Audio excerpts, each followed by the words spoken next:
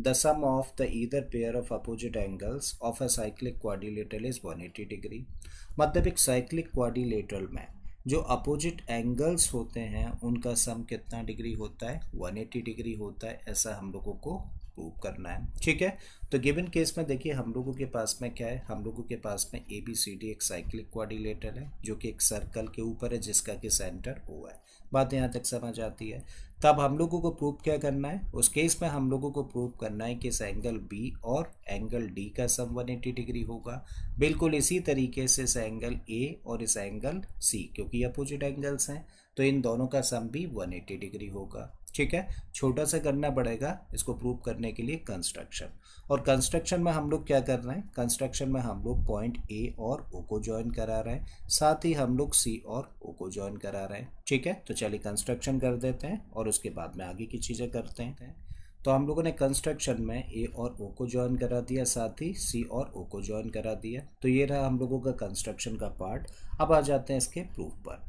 तो प्रूफ में जब हम लोग आए तो देखिए हम लोग देख पा रहे हैं कि यहाँ पे ये क्या है, ए बी सी अपने आप में एक आर्क है जो कि हम लोगों ने रेड कलर से शो करी है।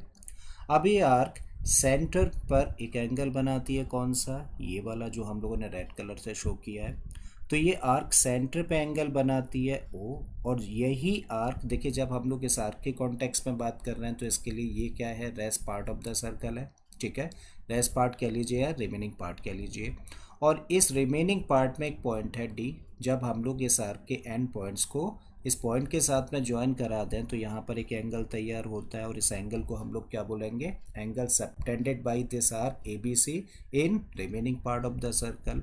और एक थ्योरम हम लोगों ने पढ़ी है कि कोई भी आर्क या कोई भी कॉर्ड सेंटर पे जो एंगल बनाती है वो डबल होता है किसका, रिमेनिंग पार्ट में बने हुए एंगल का। इसका मतलब ये एंगल डबल होना चाहिए किस एंगल का, इस एंगल का। इस चीज़ को हम लोग मेंशन करते हैं। We know that the angle subtended by an arc at the center is double the angle subtended by it in the remaining part of the circle. Therefore हम लोग क्या कह सकते हैं, therefore बोला जा सकता है कि angle A O C must be equal to angle A D C. और ये बड़ा इंपॉर्टेंट पॉइंट है, मान लेते हैं इसको इक्वेशन नंबर 1। आई थिंक बात यहाँ तक क्लियर है। अब अगेन हम लोग देखिए इस फिगर पर आए तो हम लोग देख पा रहे हैं कि ये क्या है, ये अपने आप में एक आर्क है जिसको कि हम लोगों ने अभी ब्लू कलर से शो किया है। अब इस आर्क के एंड पॉइंट्स को हम लोग सेंटर के साथ में ज्वाइन कराएं तो देखिए सेंटर पर ये एंगल फॉर्म हुआ इस आर्क के द्वारा। ठीक है, तो कोई भी आर्क सेंटर पे जो एंगल बनाती है ना, अपनी ही जैसी स्माइल फॉर्म करती है। ठीक है, तो इसका मतलब ये आर्क सेंटर पे ये एंगल बनाती है जिसको कि हम लोग ब्लू कलर से शेड करके दिखा रहे हैं। और इस आर्क के कॉन्टेक्स्ट में देखिए ये बचा हुआ हिस्सा है, यानी कि इसको हम लोग remaining part of the circle कह सकते हैं। उस remaining part of the circle में एक पॉइंट है बी, और जब इस आर्क के एंड पॉइंट्स को ज्वाइन करा दिया जाता है इस बी से तो देखिए यहाँ पर एक एंगल फॉर्म हो रहा है। ठीक है, तो इसको बोलेंगे हम लोग angle formed in remaining part of the circle. और हम लोग जानते हैं कि सेंटर पे बना हुआ एंगल डबल होगा किसका, remaining part of the circle में बने हुए एंगल का। मतलब ये एंगल डबल होगा इस एंगल का, इस पॉइंट को मेंशन करते हैं। तो हम लोग कह सकते हैं नाउ या फिर अगेन रिफ्लेक्स एंगल, क्योंकि ये 180 डिग्री से बड़ा एंगल है तो क्या लिखा हम लोगों ने, reflex angle A O C is equal to what, two angle, और इस एंगल को क्या नाम दे सकते हैं, एंगल ए बी सी। सो यहाँ पे लिखा एंगल ए बी सी, और इसको क्या देते हैं हम लोग, इक्वेशन नंबर 2। तो देखिए हम लोगों के पास में दो इक्वेशंस हैं और अभी हम लोग क्या कर रहे हैं, इन दोनों इक्वेशंस को प्लस कर रहे हैं। तो हम लोगों ने क्या किया, बाय इक्वेशन नंबर 1 + 2। तो लेफ्ट हैंड साइड को लेफ्ट हैंड साइड के साथ प्लस करूँ, राइट हैंड साइड को राइट हैंड साइड के साथ में। तो यहाँ पर क्या है, यहाँ पर है एंगल ए ओ सी, और इसमें प्लस करना है किसको, इसको प्लस करना है रिफ्लेक्स एंगल ए ओ सी के साथ में। राइट हैंड साइड में आ जाते हैं तो यहाँ पे क्या लिखा है, यहाँ पे लिखा है two angle A D C plus two angle A B C. I think clear है। अब A O C plus reflex angle A O C, जब हम लोग फिगर से देखने का काम करें तो देखो ए ओ सी ये वाला एंगल है और रिफ्लेक्स एंगल ए ओ सी ये एंगल है।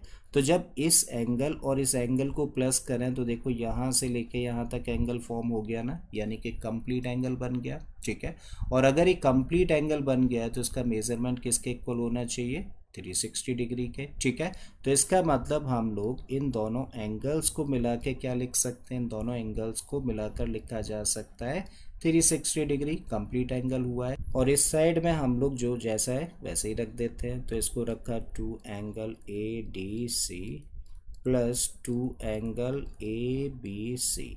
अब हम लोग क्या देख पा रहे हैं, हम लोग देख पा रहे हैं कि 2 इज़ द कॉमन फैक्टर। देखिए यहाँ भी 2 है, यहाँ भी 2 है, और इसको भी 2 से डिवाइड किया जा सकता है। So on dividing both the sides by 2, जब हम लोग इस साइड को 2 से डिवाइड करें तो क्या मिल जाएगा हम लोगों को, तब मिलेगा 180।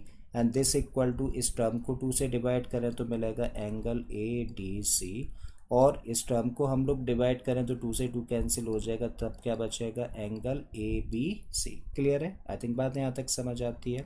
अब इसी चीज़ को हम लोग ऐसे भी लिख सकते हैं। देखिए हम लोग इस साइड को पहले लिख दें, और सबसे पहले ये वाला एंगल लिख दिया, तो angle A B C plus दूसरा ये वाला उसके बाद लिख दीजिए, तो एंगल ए डी सी, और इस साइड को राइट हैंड साइड में लिख दीजिए तो 180 डिग्री। ठीक है, और यही चीज़ देखिए आप लोगों को चाहिए थी ना, A B C plus angle A D C equal to 180 degree.